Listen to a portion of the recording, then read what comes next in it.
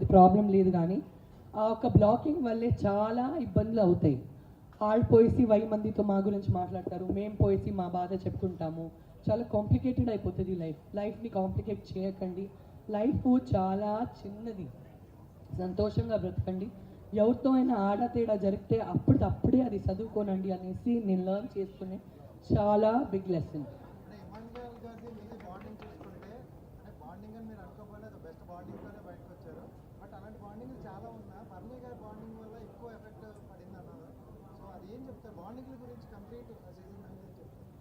నేను చాలా లక్కీ అండి, నాకు ఇమాన్యుయల్ లాంటి ఒక అబ్బాయి దొరికాడనేసి. నిజంగా ఆ హౌస్లో తన మనసు చాలా మంచిది. గేమ్లో టాస్క్ పెట్టినప్పుడు మాకు డిఫరెన్సెస్ వస్తాయి, అదే కదా ఆట అంటే. కానీ అట్లాంటి ఒక వ్యక్తి వచ్చేసి నేను నిజంగా 4th వీక్కి నేను అయిపోయాను అని అనుకున్నా. ఎందుకంటే నాకు అలారిక్ నా అబ్బాయి వచ్చేసి, నా అమ్మాయి గురించి నాకు టెన్షన్ లేదు, ఎందుకంటే షీ వాజ్ 5.5 months, ఇప్పుడు తను 9 months ఉంది. సో తనకు తెలియదు నేను పోయాను అనేసి. నా మరదలు తనకి చాలా బాగా చూసుకుంటారు. కానీ నా అబ్బాయి వచ్చేసి తనకు ఆల్రెడీ తెలుసు, మమ్మీ అనేది ఇది నా మమ్మీ, నేను మమ్మీ లేకుండా ఉండను, మమ్మీ కూడా తను లేకుండా ఉండదు. నాకు నా అబ్బాయి ఇక్కడే పెట్టుకుంటాను నా నడుము దగ్గర. సో నాకు తను లేకుండేసరికి నా వల్ల కావట్లేదు, ఇంకా దేవుడా ఇంకా ఇక్కడ 11 weeks ఎట్లా బ్రతకాలనేసి నేను ఏడుస్తూ కూర్చున్నాను. టాస్క్లు బాగా చేస్తున్నాను, లేస్తే డాన్స్ చేస్తున్నాను, ఎందుకంటే ఒక బాధ్యత ఉంది. మేము నేషనల్ టెలివిజన్లో ఉన్నాము, నేషనల్ టెలివిజన్లో ప్రతి ఒక్క లేడీస్ చూస్తే ఇట్లుండాలిరా అనేసి అనుకోవాలి, ఇట్లా ఏడుస్తూ ఉండాలయ్యా, ఇది అసలు ఎనర్జీనే లేదనేసి నా గురించి ఆలోచించకూడదు. ఆ టైంలో వచ్చేసి నాకు ఒక ఎమోషనల్గా నా వైపు నించుకునే వ్యక్తి వచ్చేసి ఇమాన్యుయల్.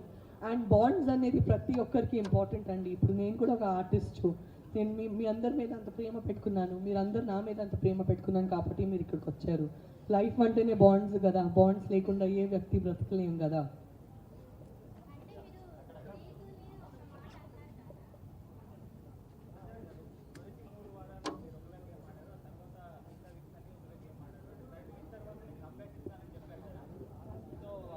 కంబ్యాక్ ఇచ్చారు, వాళ్ళు అదే మిమ్మల్ని టాప్ 5లో అయితే నిలిచింది. సో ఆ 3rd week తర్వాత ఏం జరిగింది, ఆ యాక్టివేషన్ ఇవ్వడానికి గల కారణం ఏంటి?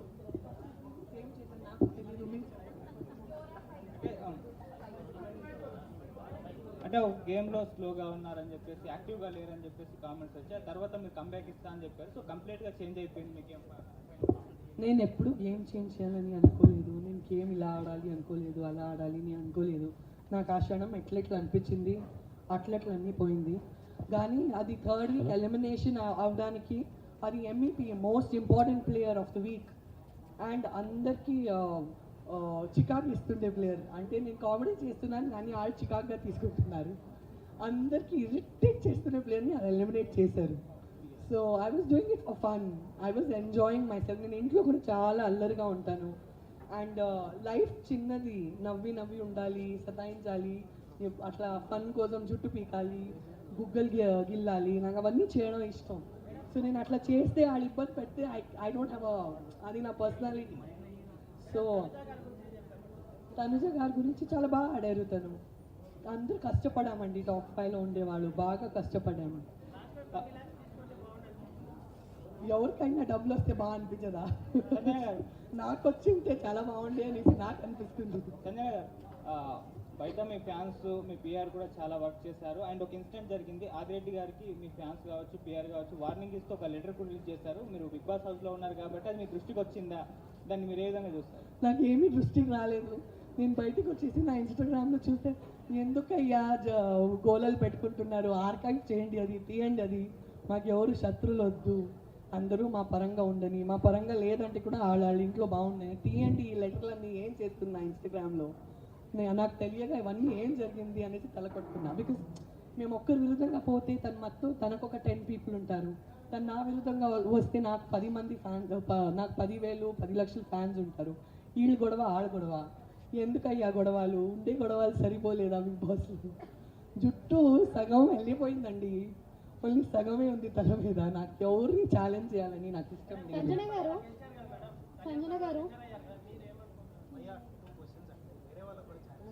సంజన గారు, హలో మేడం, ఇక్కడ సంజన గారు, బిఫోర్ కూడా మీకు ఈ ఆపర్చునిటీ వచ్చింది కదా, అంటే బిగ్ బాస్ ఛాన్స్ అనేది హిందీలో కూడా. సో మీరేం అబ్జర్వ్ చేశారు? చేంజెస్ ఏమైనా వచ్చాయా ఆఫ్టర్ బిగ్ బాస్ కానీ, అదర్ లాంగ్వేజెస్ బిగ్ బాస్ కానీ, ఇప్పుడున్న బిగ్ బాస్ కానీ మీ లైఫ్లో వచ్చిన చేంజెస్ ఏంటి అసలు? ముజ్సే షాదీ కరోగి, ముజ్సే షాదీ కరోగి అనే ఒక షో చేశాను నేను హిందీలో. అది బిగ్ బాస్ కాదు, అది అసలు బిగ్ బాస్ కాదు, అది ఫార్మాట్ కంప్లీట్లీ డిఫరెంట్. అండ్ ఈ బిగ్ బాస్ ముందు ఏదైనా నడుస్తుంటే మేము వెంటనే రెస్పాండ్ అవుతాము. బిగ్ బాస్ తర్వాత ఏదైనా నడుస్తుంటే ఆలోచించి రెస్పాండ్ అవ్వాలి అనేసి ఒకటి అర్థమైంది. అదొకటి చేంజ్ నాలో వచ్చింది. ఇందాక కూడా ఆలోచిస్తాను, ఇప్పుడు 3 సార్లు ఆలోచించి తర్వాత మాట్లాడతాను. ఒక వ్యక్తిగా ఆ చేంజెస్ మీలో వస్తాయి. ఎందుకంటే మీరు 100 కెమెరాలతో బ్రతికారు కదా, మీరు 100 కెమెరాస్తో బ్రతికి వచ్చారు కదా. సో ఇందాక లైఫ్లో ఒక్కసారి ఆలోచించి మాట్లాడతాను, ఇప్పుడు 3 సార్లు ఆలోచించి తర్వాత మాట్లాడే ఒక పరిస్థితి. లైఫ్ బ్రెయిన్ అట్లా ట్యూన్ అయిపోయింది. తెలుసో తెలియక మా మైండ్ అట్లా ట్యూన్ అయిపోతుంది, ఇంకా బాధ్యత వచ్చేస్తుంది. సంజన గారు, ఫస్ట్ ఆఫ్ ఆల్ కంగ్రాచులేషన్స్ అండి టాప్ 5లో ఉన్నందుకు. సో అంటే రీతుని ఒక ఆడపిల్లని ఆ మాట అనడం కరెక్టే అని అంటారా? అంటే రెగ్రెట్ మీరు ఫీల్ కూడా అవ్వలేదు, కావాలంటే హౌస్లో నుంచి బయటికి కూడా వెళ్ళిపోతాను కానీ నేనైతే సారీ చెప్పను అన్నారు. అంటే ఎందుకని ఇట్లాగా మీరు ఇలా ఉన్నారు? ఆ సిచ్యువేషన్ అట్లా వచ్చిందమ్మా. కానీ నేను రీతు వచ్చేసి దాని తర్వాత మాట్లాడుకున్నాము. రీతు కూడా నాకు 1000 మాటలు చెప్పింది, నేను కూడా తనకి చెప్పాను. ఆ హౌస్లో ఉండేసరికి మేము ఉన్నాం కదా. సో ఫైట్స్ నడవడం సహజం. మేము ఫైట్స్ చేయలేదంటే మీ షో చూస్తారా? రాకెట్ లాగా జుమ్ అని పోయింది కదా నా గుడ్డు వలే. నాకు తెలీదు నేను గుడ్డు తిన్నానా, అక్కడ మర్డర్ చేశానా, నాకు ఎంత బాధ పెట్టారు తెలుసా. ఒక్క గుడ్డు కథ ఎక్కడి నుంచి ఎక్కడ పోయిందనేసి ఊహించుకోలేదు నేను. సో ఆ హౌస్లో అవన్నీ సహజం. కానీ నేను ఈ గొడవల కంటే ఒక మనిషిని చాలా వాల్యూ చేస్తానండి. ఇవాళ ఒక 3.5 months మేము అందరూ జతగా బ్రతికి వచ్చామంటే ఎక్కడో నాకు ఆ అమ్మాయి అంటే చాలా సాఫ్ట్ కార్నర్ ఉంది, ఆ అమ్మాయికి కూడా నాకు సాఫ్ట్ కార్నర్ ఉంది. నేను రిలేషన్షిప్ని ఇంకా గౌరవిస్తాను, నేను తన్ని ఇంకా గౌరవిస్తాను. తను నాతో లైఫ్లో ఎప్పుడు రీతు నాతో ఫ్రెండ్గా ఉండాలని నేను గౌరవిస్తాను. ఆ హౌస్లో ఏం చేస్తామండి, అసలు ఫోన్ లేదు, ఫ్యామిలీ లేదు, హోమ్ సిక్ ఉన్నాము. నామినేషన్స్ రోజు వస్తే నేను అసలు ఎందుకు నామినేషన్స్లో పోయి కూర్చోవాలి, లాక్ చేపించి అయ్యో ఈ ఒక్కరోజు నేను రాను బయటికి, నాకు నామినేషన్స్ అంటే ఇష్టం లేదు. నాకు నామినేషన్స్ అంటే నేను అది నామినేషన్స్ లాగా తీసుకోలేను, నేను అన్ని హార్ట్కి తీసుకుంటాను. అది నా ప్రాబ్లం, నేను హార్ట్కి తీసుకుంటాను, నేను అంత లైట్ తీసుకోలేను. అది బికాజ్ నేను ఇమోషనల్ పర్సన్. సో అవన్నీ ఇమోషన్స్లో అవుతాయండి. కానీ నాకు రీతు అంటే ఇప్పుడు కూడా అలారిక్తో 100 వీడియో కాల్స్, అలారిక్కి అందరికంటే ఇష్టమైన కంటెస్టెంట్ వచ్చి అలారిక్ హౌస్ లోపల వస్తే తను రీతుతోనే ఆడాడు. సో ప్రతిరోజు అలారిక్ వచ్చేసి రీతుకి ఫోన్ చేయి అనేసి వాళ్ళిద్దరు వీడియో కాల్లో ఉంటారు. నాకు ఆ రిలేషన్షిప్ నా హార్ట్కి చాలా దగ్గర, అది చాలా important. So hi ma'am, Madhuri గారితో ఒక కాన్వర్సేషన్ అవుతుంది కదా, ఈ రోజు నుంచి నువ్వే నా బెస్ట్ ఫ్రెండ్ అనుకుంటా. ఆ నెక్స్ట్ డే నుంచి మీరు ఫైట్స్లో ఉన్నారు, ఇప్పుడు దాని గురించి ఏం మాట్లాడతారు? ఇంకా బాండింగ్ ఉందా లేదా అక్కడికే ఎండా? నేను మాధురి గారితో ఫైట్ చేయలేదు, తను నాతో ఫైట్ చేసింది. నేను నీకు బెస్ట్ ఫ్రెండ్ చెప్పానంటే నువ్వేంటమ్మా నాకు ఇట్లా అండ్ మళ్ళీ వచ్చి గెలికింది. మాధురి గురించి ఏం చెప్పాలంటే ఏం చెప్పాలో అని అనిపిస్తుంది. ఏదైనా చెప్తే అసలు ఎట్లా తీసుకుంటుందో అనేసి అనిపిస్తుంది.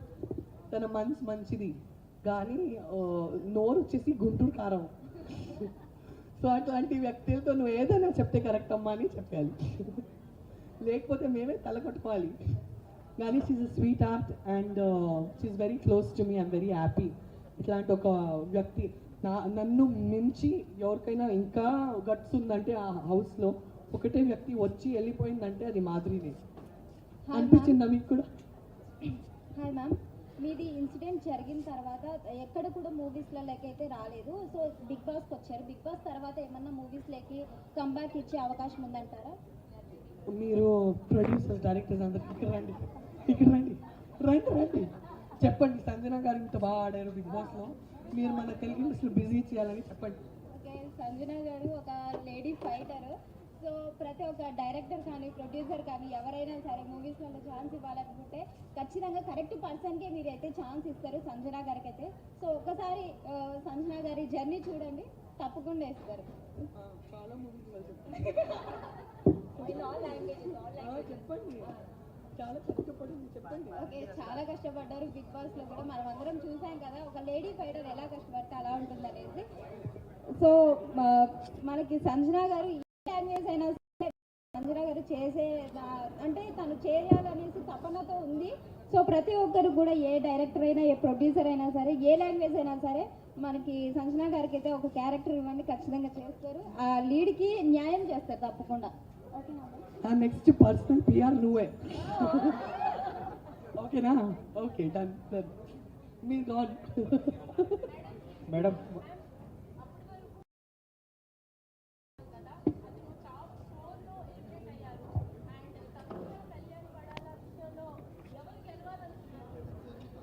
నేనైతే ఇమాన్యుయల్ గెలవాలి లేకపోతే నేను గెలవాలి అనేసి అనుకున్నాను. నేను ఎప్పుడు ఇమాన్యుయల్ ఫుల్ సీజన్లో చెప్పాను, నువ్వు గెలవాలి లేకపోతే నేను గెలవాలిరా అనేసి. నాకు మామూలు బాధపడలేదు, నా కోసం 100% బాధపడిందంటే నేను గెలవలేదు అనేసి. నాకు ఇమాన్యుయల్ కోసం 500% బాధపడింది.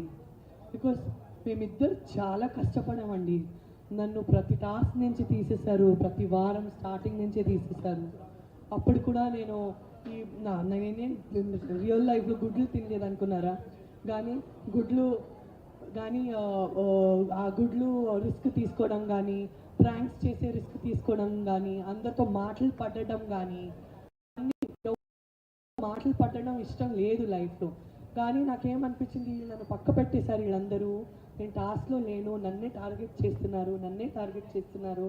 ప్రతి వారం నన్నే టార్గెట్ చేస్తున్నారు. నేను ఏదైనా యునిక్ చేసేసి నేను కనపడాలి, ఏం చేయొచ్చు అనేసి నేను నా రెప్యుటేషన్, నా మర్యాద రిస్క్ చేస్తూ ఆడాను. చాలామంది చెప్పారు ఎంత నెగిటివిటీ అయినా తీసుకునింది సంజన, ప్రతి ఒక్కటి పాజిటివ్గా మార్చుకునింది సంజన. దేవుడే నా ఎఫర్ట్స్ చూశారు. నా కళ్ళలో నీళ్ళు ఉంటే కూడా లేదు, నేషనల్ టెలివిజన్లో ఉన్నాను, నేను ఓడిపోయి ఇంటికి పోకూడదు, వీళ్ళు నన్ను తీసేస్తే ఏంటి, బిగ్ బాస్ ఉన్నారు, నేను బిగ్ బాస్ ఇంట్లో ఉన్నాను, బాధగా ఉండకూడదు.